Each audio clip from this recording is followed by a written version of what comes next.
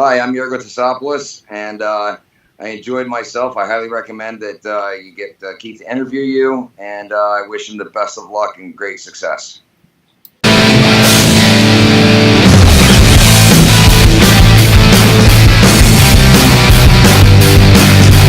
Ladies and gentlemen, you're watching the KeithAndrewNetWork. This is episode 592. I'm your host, Keith Andrew. Along here is a good friend of mine, Mr. Yurgo. And I just want to say thank you for being a guest on my talk show. You're welcome. Thank you for having me. No, the honor's all mine.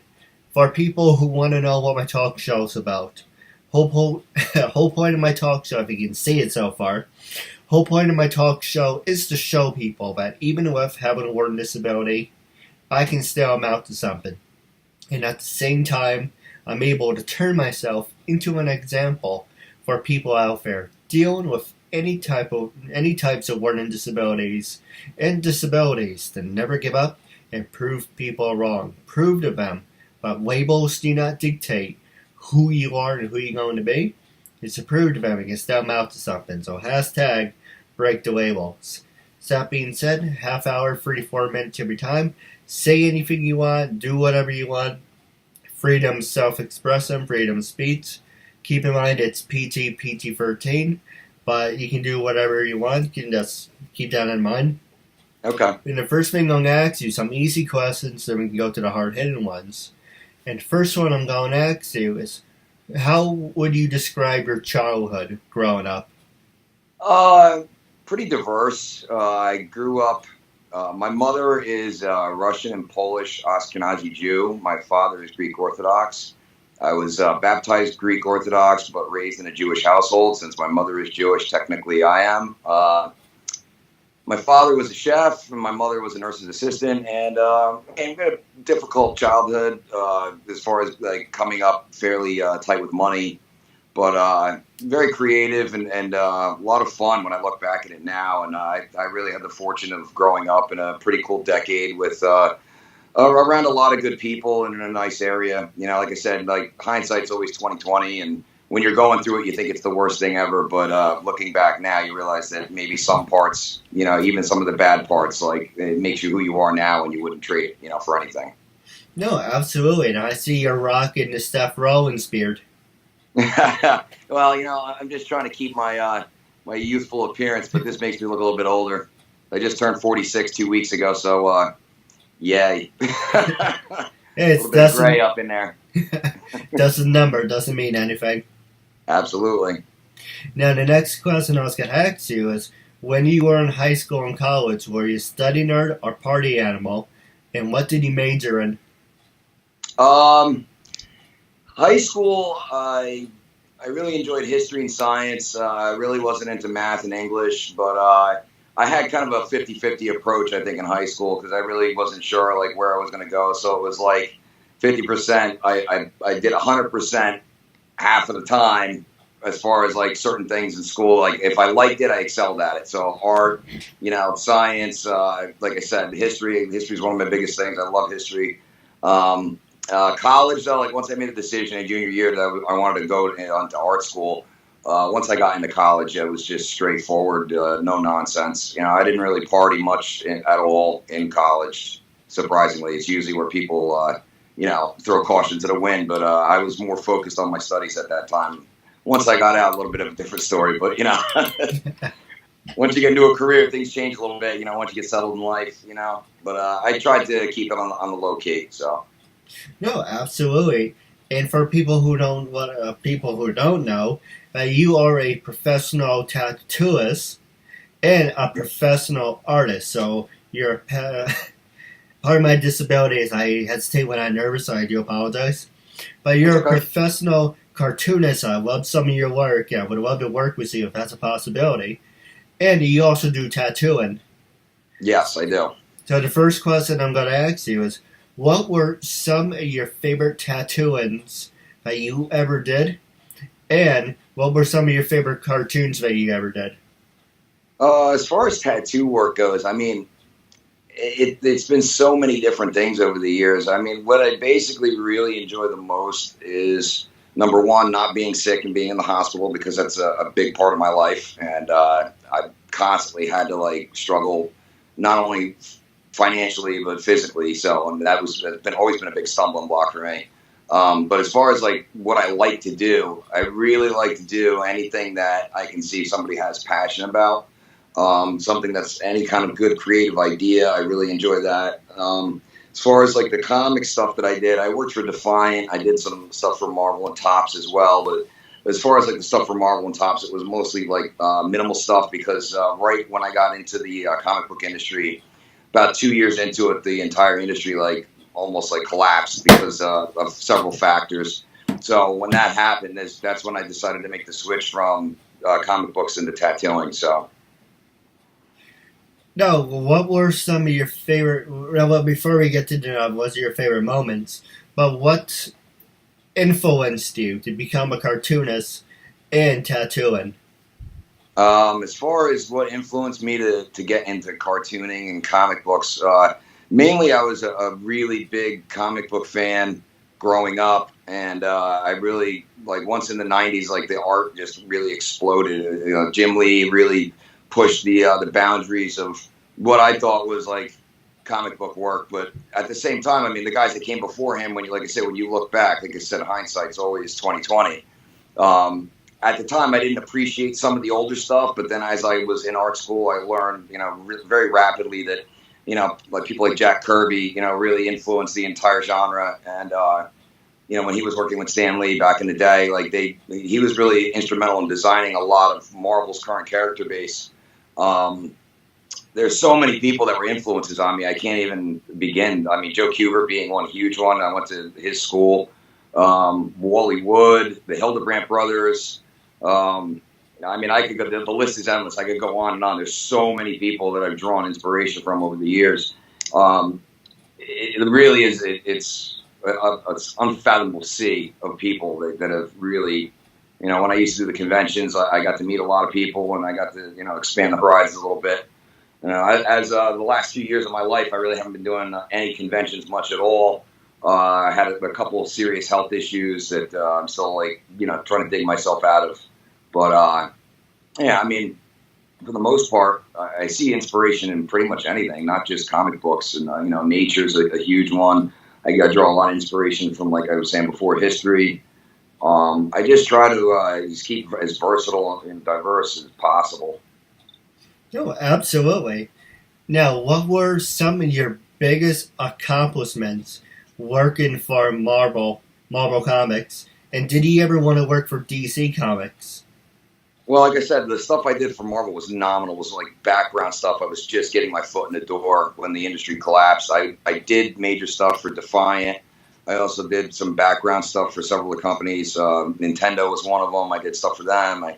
Teenage Mutant Ninja Turtles, for Mirage. I did tons of different background stuff for people, and I was just getting to a point where I had my own first book, and then I started working on a couple other books, and then, like I said, the industry went sideways, and I decided to get into tattooing. I was like, that's it, I'm done with comic books. And the 16-hour work days, being chained to an art desk and not meeting people, was having a pretty catastrophic effect on my social skills. And what's the point of like working your butt off and making all this money if you can't really go out and enjoy it, No, I agree with you, and that's why I do the talk show, because if you look back to when I was a kid, or when I was in high school 13 years ago, I was a freaking disaster.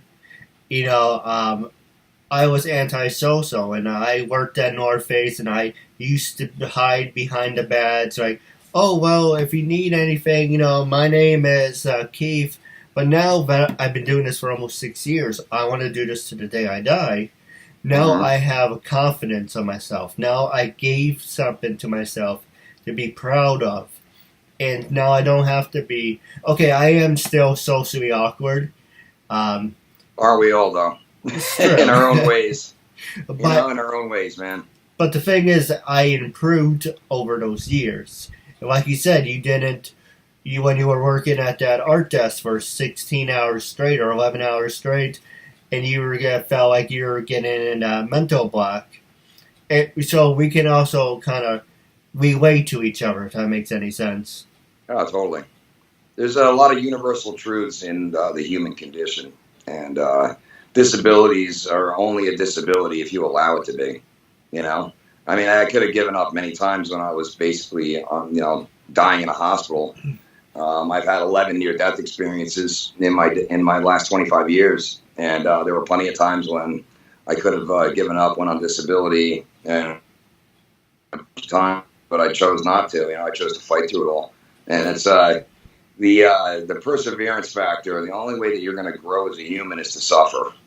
You know, it's kind of like this rabbi told me a long time ago. I had also seen another rabbi on video saying that humans are like lobsters. The only way that we grow is when a lobster has to grow, it has to put itself through a painful process of molting. It sheds its exoskeleton and forms a new one, and it's very vulnerable while the shell is soft. After it sheds the old, So it's the same thing with bald eagles. When they reach a certain age, they have to claw their beaks out of their face because it curls over to the point where they can't eat. So they have to rip their beak out of their face so a new one can grow. And it's an extremely painful process, or they won't be able to eat and they'll starve to death. So that's the only way people really, grow is through adversity and struggle. So, the easy way is to give up and just throw your hands in the air and, go on government assistance. But what kind of life is that when you really are living, check to check, more so than most people are these days? Most Americans are living check to check these days. But, when you're like the ward of the state, it really kind of puts you, like, once you're institutionalized, you become institutionalized, and it's hard to break free of that, Now, I'm not saying that isn't there for a reason. Like, those things are there for a very specific reason, and those are good things. But, for the people that need them, they're definitely there for a reason. What I'm getting at is like, it's kind of a trap, too, where you can't really grow as a person if you're, basically on the teat of the government. You'll never be able to get off it, So. I feel the same way because sometimes it's like a blessing and a curse at the same time. Right. So the next question I was going to ask you is, you're actually good friends with someone who I know, Kirsten. I think you guys took pictures, and have you did her tattoos, number one, and what can you tell us about tattooing someone? Because it's not real easy when you're doing a tattoo on someone and you make a mistake. You can't just erase it. Once you make a mistake, you kind of have to take the shit with it, right? Right. Well, the whole point is to try not to make any mistakes, But if you do make a mistake, there are ways to rectify those mistakes. Sometimes mistakes are what we call happy accidents, too, where it actually gives you a different train of thought that you might not have had beforehand. But, yes, I've tattooed, I started Kirsten's back piece probably like 8-9 years ago. Never finished it yet. She's moved on to other things that she still has to finish. She's got a couple of unfinished pieces on her, as well as myself. I have about 9 or 10 unfinished pieces. I just get caught up with life and on to the next. So, but yeah, tattooing, like, compared to drawing on paper or illustrating on paper, is like two different things, but it's the same as well. Like, human beings are living, breathing. Flesh is basically a living organ, and it's not very forgiving like paper is. Like, paper's pretty forgiving. You could always either white something out, erase, paint over. As long as you don't destroy the surface of the paper, then you're good. But skin, you have a little bit of a window of how much you can get away with before you end up turning something into hamburger meat, and then you're in trouble. No, absolutely. And going back to the person we were just talking about, she's really a good friend of mine. Cool. We worked together, funny enough. I said to her, if I knew her where she was a year ago, I would have said, hey, I'm working at the bubble stand in Woodbury Commons. So I'm working at the bubble stand. You want to keep me company, or you want to make somehow extra money by keeping me company? Oh, I'm working at Toys R Us. Because she has this aura around her that I enjoy working with her. When she's not around, I'm like, this really sucks. Yeah, she's definitely a lot of fun, that's for sure. She's a good person. She's definitely been through a lot. She's a great person, and I just try to be there for my friends. Like, she's a really good friend of mine, and I try to take care of the people that matter to me, as much as I can. So it's what life's about. I mean, if you go through life with just looking at the accumulation of materialistic things and money, you miss out on what really truly makes you wealthy, and that's the connections you make in this life. No, I agree with you, and I do have a couple questions for you off the air. But the next thing I want to ask you is Hudson Valley Comic Con, New York Comic Con. Have you ever been to a Comic Con, and are you working at any of them? I've been to the New York Comic Con a few times. Back in the 90s, I actually worked as an artist at those conventions. But once I got out of comic book art as a living, I kind of just went into tattooing full steam and really haven't looked back. I mean, even though I'm still into the comic book world, I'm not anywhere near as I was. I haven't bought a comic book, and I can't even tell you how long. Haven't read one, and even how long. I haven't even opened one up in a number of years. I mean, I have seen. I can't say that. I have seen a few here and there, but nothing where I was though. Because I mean, I have an extensive collection. I still do. I have a bunch of stuff that, looking back now, I mean, some of it's a storage that I have to get, but a lot of it was formative at the time. And now it has a nostalgic kind of thing in my life, a nostalgic place in my life as far as actually having any kind of influence on me now. Not as much as tattoo art or history or other areas of my life have an influence on me. No, absolutely. Now the next question I was going to ask you, get a little hard hitting on this. Have you ever worked with people with besides me, apparently, you're working with me. Have you ever worked with people with disabilities, and are you willing to work with people with disabilities? What was the second part of that? Have you worked with people with disabilities, and are you willing to work with people with disabilities? Oh, yeah.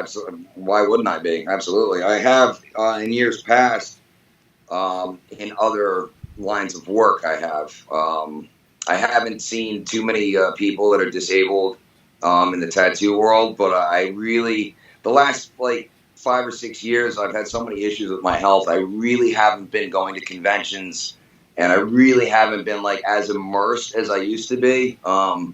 Just trying to stay alive is its own, full-time job. So when you're not healthy, I have Crohn's and I have gastritis, and I've had several problems with my organs because of having those diseases that I was born with, and that kind of takes precedence.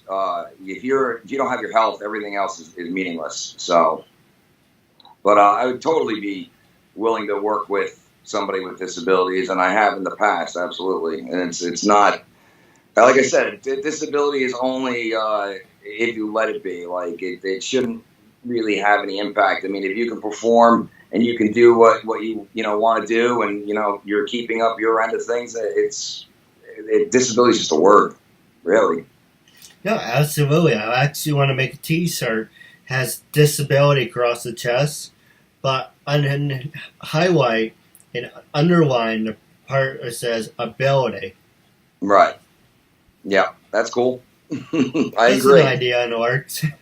Yeah, I mean, like I said, labels are one of the things that is dividing, especially when on the off topic of politics. Like, you can see how people these days, they seem to identify with a certain either party, or they have their own personal identity wrapped up in how they vote instead of maybe what's better for the entirety of the nation.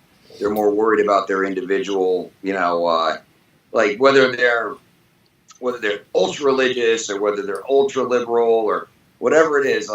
Instead of just saying what's best for all of us, everybody's like, well, I identify as this, so I should vote like that. And it's because of the way that people try to categorize themselves. And you only are limited by what you want to do and what you want to be, at least at this point in this country's existence. In 30 years, who knows? I mean, the way things are going, I don't know. I mean, God forbid, but, back to the topic. It really comes down to the will of your desire, your work ethic, and it really is what you put in is what you get out. I mean, you can't expect things to just come to you or be, float your way. And there's so many people out there that when you ask them what they want to do, these newer generations, a lot of them, when you ask them what they want to be, and what they basically all of them say, oh, I want to be rich, and it's like, okay, but how are you going to get there? And they don't have any answer. You have to plan, you have to work, you have to put in the time. You have to be a fighter. You can't give up at every single difficulty that comes your way. I mean, if that were the case, everybody would give up. Everybody would quit, because life is tough and life isn't easy. And I feel personally like the harder it is, the stronger you become. Unless you don't have the capacity to learn from your past errors, and if you just repeat the same mistakes over and over again, expecting a different result. I think Einstein was the one that said that was the definition of insanity. So as long as you have as long as you have like the goal in mind, you have a goal, and you just keep going towards that goal and never give up, everything will work itself out. Yeah, I'm really guilty of that. I keep doing the same thing over and over, expecting different results. Listen, hey, some people, all of us, I should say, not some people, all of us make that mistake of trying something the same, even though it's in our heads, maybe we're doing it a little different now, but from an outsider's point of view, that's the same thing, even though maybe you put a little bit of frosting on it, it's still the same thing, So. No, absolutely. Now, we're going to take a quick commercial break, and when we come back to it, I'm going to ask you some one hard-hitting question, and then a subject, and I'm going to pass the remaining time over to you. Okay. Williams. This is Vanessa Lina. Adrian Lotto. Michael. Cynthia Bastinet. I'm Sonia Fisher. This is Shane Smith. My name is Alexandra Bowie. My name is Amelia Clover. Hi, I'm Amy Linden. Hi, I'm Anita Nicole Brown. Meg Green. Hi, my name is Asata Caldwell. Hi, everybody, I'm Brooke Percy. Hi, I'm Brynford. Hi, I'm Casey Dunn. Hi, it's Cassandra Kavinsky. Hi, I'm Christina Briza. I'm Cindy Hogan. I'm Courtney Sinella. Hi, I'm Daisy. My name is Deborah Jane East. Hi, my name is Danielle Marcia. Hi, everyone, I'm Victoria London. Hi, I'm Heather Crona. Hi, I'm Heather Callahan Stevens. Hi, I'm Jay Nicole Ralph. My name is Jamie Petrell. My name is Turi. My name is Julia Blankovich. Kathleen Wills. Kimberly Amano. Hi, my name is Laura Putton. Hi, I'm Laura Chapanis. Hi, everyone, I'm Melissa Damas. This is Michelle Mupo, a.k.a. Fuchsia. I'm Rachel Olivera. Hi, my name is Sarah Joy Mount. Hi, I'm Susan Brender. Hi, everyone, this is Venus Leone. Hi, I'm Showtana. Hi, I'm Stephanie Herrera, and I was just on the Keith Andrew Network. It was tons of fun. We used up all our time and then some. I really recommend this show, and try to be a guest on Keith's show. It was super fun. Ladies and gentlemen, welcome back to episode 592. Here's a good friend, Mr. Yurgo. I just want to say thank you for being with us. Thank you for having me once again.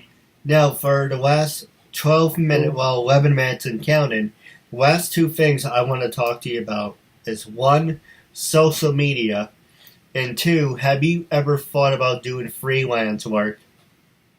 Well, I do. That's pretty much what I am, is a freelance artist. I don't necessarily have like a job, where I go, you know what I mean? Like I do my own thing, basically. As far as social media goes, I love and hate it. I really think social media is one of the reasons why people are socially, I don't know how to put it. People are like having a more difficult communicating now that communication is as widespread as it is. So in a world of, drowning in information, people seem to be, like totally thirsty for wisdom. And there is such a thing as TMI, too much information, all right? And I think that social media is responsible for stoking a lot of the division that's going on in the country. I also think that social media is making people unable or unable to connect with each other on a face-to-face. It puts kind of like this false reality. People see what other people are doing on social media and think that, they have to live up to what they're doing. Meanwhile, not realizing that that's all a facade, that they could be taking that video and like this, wreck of a house with this wreck of a life. They could be, drug addicts, alcoholics, whatever. But, the picture and in the description, it makes it look like they're living this crazy, awesome life. And everybody's like, well, why does my life suck? I want to be living like that. Well, you don't realize that maybe she's got like, her teeth are falling out. Maybe, you know what I mean? Like the rent's like 2 months late. You just don't know these things. You know what I mean? So it's really putting undue stress and pressure. And, then you have the whole cyberbullying end of it. Then you got the whole doxing. Then you have the lack of privacy from the federal government. And then every three-letter acronym agency that's out there. I mean, we basically lost individuality in a sense by becoming part of the collective. And Big Brother is definitely here, and it's real, and it's kind of scary. And, I think that's impacting people's paranoia, and it's also causing deeper divides than any gaps that it's bridging, really. Like maybe initially when the internet was young and social media was starting off, it was a little bit different. But now, once the generation of kids that came out with smartphones and were raised on smartphones, like once the iPhone became everything everywhere, and then smartphones blew up after that, you have an entire generation of kids that don't know what life is like without the internet. They don't know what life is like without a smartphone, without an iPad. And it's making them almost non-functional in society. I mean, you're seeing a lot of people, in their late 30s still living at home in their parents' basement. Which, listen, I mean, things happen in life. If that's, what you need to do to get back on your feet, or if, for whatever situation, like if you're, indigent, you can't work. That's one thing. Like, that's totally, I'm talking about people that never grew up, never left their home, never had a chance.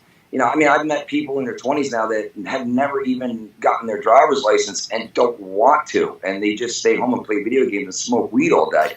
And to me, like, maybe now that's cool to them, but when they hit my age at 46, they're going to look back and go, what the hell did I do with my life?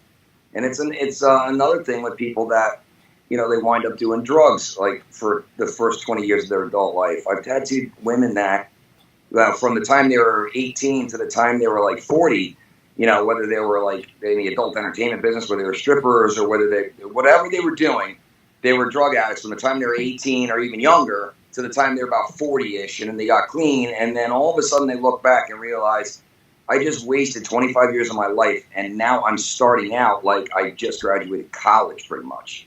And when you're 40 plus, you just don't have the energy anymore. You don't have the friend base anymore, the support system. Your parents are either old or dead. You have people that moved away or people that died, and especially if they were drug addicts, probably most of their inner circle all died. And you see, like I've seen personally, nervous breakdowns happen with people because they don't realize that life is precious. It's a gift. Every day that you wake up could be your last, so drive it like you stole it, Yeah, life is hard and life can suck, but it's how you deal with those adversities that defines who you become. And I look back at all the stupid decisions that I made and the things that I did when I was younger, and I could have, should have, would have. But I wouldn't be who I am now had I not gone through those things, had I not struggled, had I not dealt with. Now, I could have definitely done without the, 11 hospital stays because financially I wouldn't be a train wreck. But every single time, it's kind of like I'm looking at it like, all right, well, maybe it's a test, and it's whether or not, like, I choose to fight and persevere, or throw my hands up and eat a lead salad. Just what I mean. Like that's just the easy way out. It's there's nothing cowardly about doing that, but it's a very selfish act. And I'm sure. People that are going to watch this, at least out of 10 people, maybe 10 out of 10 or 8 out of 10 at one point or another has thought about, suicide one way or another. I mean, it's just a natural thing for human beings to get to a breaking point.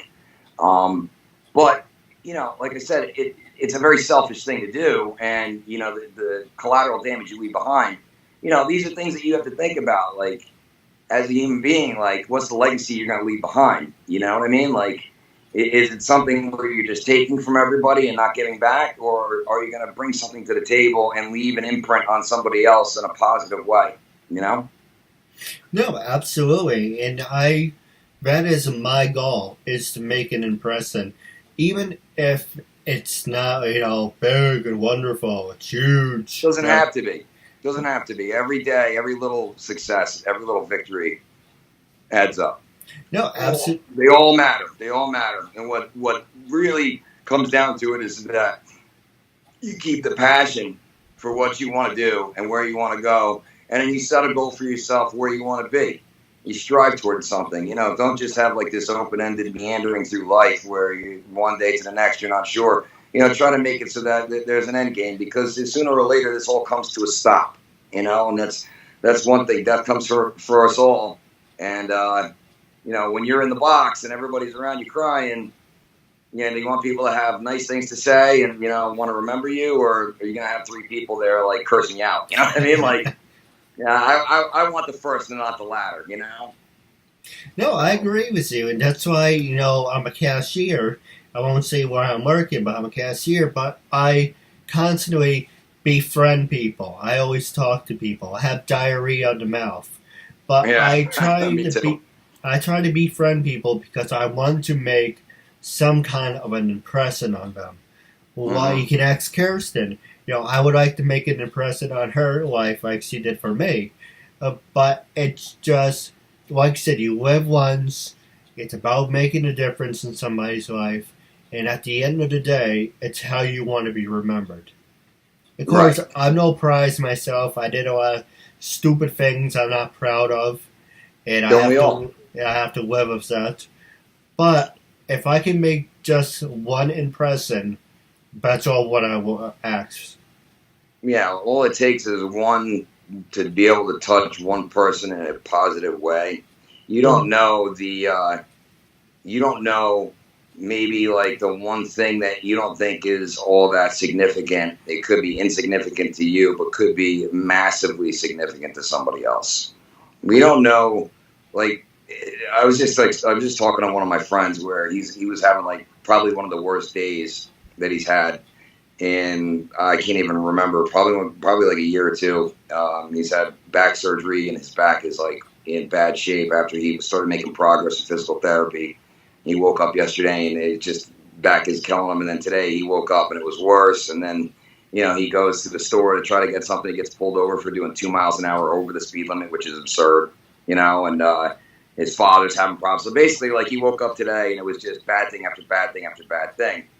And you can't let that determine, your outlook on life. You're going to have days where, things just don't go right. You know what I mean? And what it comes down to is, your will to persevere and get through these things. So even though he was going through all these difficulties, he, I talked to him about it, and it was like, well, tomorrow's another day. You know what I mean? Like, just take each day as you can. I mean, really, there's nothing else you could do, And he's in a situation where he's on disability and he can't work right now, and he's living at home with his dad, and he hates it. You know what I mean? Like, he's having a hard time with it. So.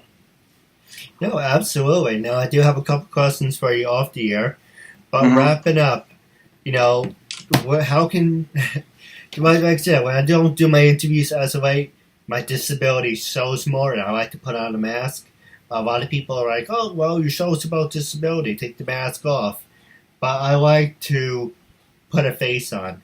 But the first thing I'm going to ask you is, how can people follow you on social media?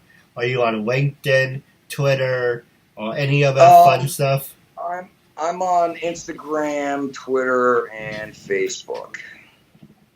So I'm out there, that's for sure. I used to have a website back in the day, but social media kind of makes having your own website kind of a waste of money and time. I mean, everybody's on social media anyway, unfortunately. So it's just easier. Like, basically what I was getting at before, if I didn't do what I do for a living, I wouldn't mess with social media pretty much at all. That's kind of to the point where I'm at.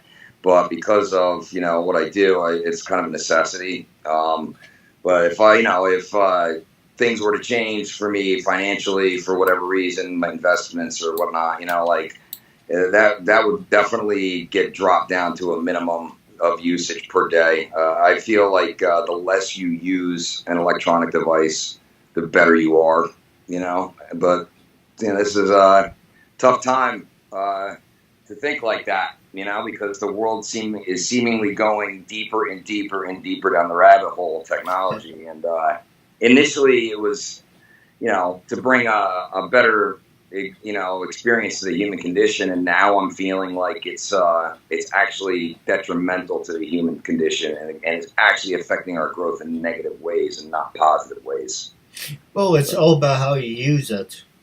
True, it is. But if you look and see what it's doing to a lot of people, it's making people very hollow, vapid, and unwilling to commit to anything difficult. Everybody's got the underwear and sock approach to people these days. Like, oh, well, you can just change them, And nobody's investing any real energy, effort, and time into developing quality relationships that actually matter. More people are seems to be striving on the number of likes and friends you have in social media, but none of those friends really matter. I mean, unless they're your personal friends that you just also have on social media, that's a different story.